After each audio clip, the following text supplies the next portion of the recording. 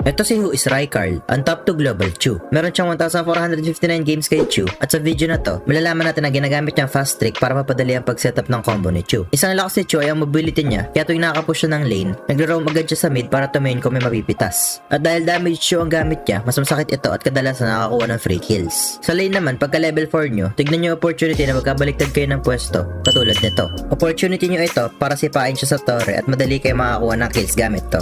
Pero opportunity nyo din makakuha ng magandang skins, TPs at emotes sa trip nyo. I-click nyo lang ang bio ko. At ang fast trick na ginagamit niya para mabilis ang masetup ang combo ay, tagdan mo, ginagamit niya yung first skill ng 2 beses para itago yung setup ng CC ng first skill. At kung masyadong malayo para sa dash ng first skill, ginagamit niya ang second skill para extend ito. Mabilisan ang combo na to at kadalasan hindi makaka-react yung kalaban nyo. Ang playstyle naman niya sa mid game o late game ay mag-split push ng lanes para mapuwersa yung kalaban na humiwalay. At kung isa lang yung mag-respo dun sa lane na pinupush niya, kaya niya ito mapatay gamit ang full combo. At kung marami man yung mag-respo, mahirap siya